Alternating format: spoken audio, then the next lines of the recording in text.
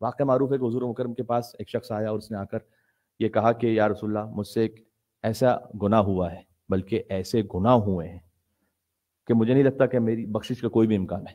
اور پھر خود اس نے بیان کرنا شروع کیا کہ مجھے 3 بیٹیاں عطا ہوئیں اور تینوں کو میں نے زندہ دفنا دیا، اور پھر جب چوتھی اولاد ہوئی تو چوتھی بھی بیٹی تھی، اور میں شدید رنج اور غم میں تھا، اس لیے کہ اس زمانے میں یہ تصور تھا کہ اگر لڑکا ہے تو وہ لشکر میں سہارا ہوگا ہمارا، لڑکی ہے تو اسے کوئی قید کر کے لے کے چلا جائے گا تو ہمارے لیے بے عزتی ہوگی.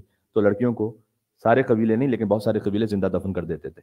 تو ان میں سے کہتا ہے کہ میں نے اپنی 3 بیٹیوں کو زندہ دفن کر دیا تھا. چوتھی جب بیٹی ہوئی تو میں اسے بھی لے جا رہا تھا زندہ دفن کرنے کہ میری بیوی نے مجھے بہت منت کر کے روک لیا، اور اس کے کہنے پر میں رک گیا، اور ہمارے گھر ہی میں ہماری بیٹی کی پرورش ہوتی رہتی تھی، ایسے کہ ہم نے کسی کو بتلایا نہیں سوائے خاص قریبی ترین اعزاء کے. کسی کو نہیں معلوم تھا کہ ہمارا بیٹی ہوئی.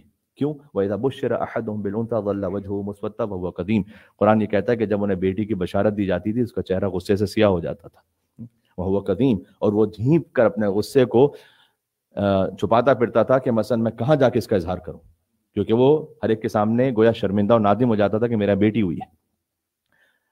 تو کہتا ہے کہ ہم نے بتایا نہیں کسی کو، لیکن جب وہ 2 سال کی ہو گئی اور ماں کہیں گئی ہوئی تھی تو میں نے اس بچی کو ساتھ لیا، اور وہ چونکہ مجھے اپنا ہی باپ ظاہر سمجھتی ہے تو وہ میرے ساتھ ساتھ آرام سے چلی، اور میں اس کو ایک صحرا میں لے گیا اور میں نے گڑھا کھودا، اور وہ یہ سمجھی کہ میں اس کے ساتھ کوئی کھیل کھیل رہا ہوں تو وہ بھی میرے ساتھ شریک ہو گئے گڑھا کھودنے میں اور مٹی ہٹانے میں، اور میں نے اس کو لیا اور گڑھے میں ڈال دیا، اور وہ اب تک بھی یہ سمجھی کہ میں اس کے ساتھ کوئی نہ کوئی کھیل کھیل رہا ہوں باپ ہونے کی حیثیت میں. یہاں تک کہ میں نے خاک اس پہ ڈالنا شروع کی اور شروع تک وہ یہی سمجھی، یہاں تک کہ ایک کیفیت یہ آئی کہ میں نے اس کے منہ پہ خاک ڈالنا شروع کی اور اس نے مجھے پکارنا شروع کیا اور فریاد کرنا شروع کی، یہاں تک کہ آخری جو خاک میں نے اس کے دہن میں اندر ڈالی اور اس گڑھے کو بند کیا، اور اس کے آخری الفاظ تھے یا بتا یا بتا، اے میرے بابا اے میرے بابا اے میرے بابا. وہ پناہ لے رہی تھی مجھ سے، اور میں نے اپنی چوتھی بیٹی کو بھی زندہ دفن کیا اور آ گیا.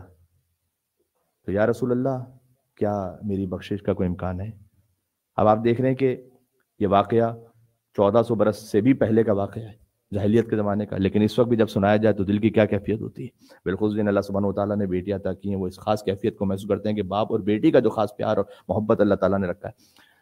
حضور مکرم زار و قطار گریہ فرما رہے تھے، رحمت للعالمین ہے. اس کے بعد حضور نے ایک سوال کیا اس سے، بہرحال جاہلیت کے زمانے کا گناہ ہے، تو حضور نے سوال کیا کیا تیری ماں زندہ ہے؟ ماں کی اہمیت آپ سمجھیے گا. کہا تیری ماں زندہ ہے؟ کہا یا رسول اللہ ماں زندہ نہیں ہے. کہا خالہ زندہ ہے؟ کہا خالہ زندہ ہے. کہا اس کے ساتھ جا کے نیکی کرو، اللہ اس نیکی کو تمہارے اس گناہ کا کفارہ قرار دے گا.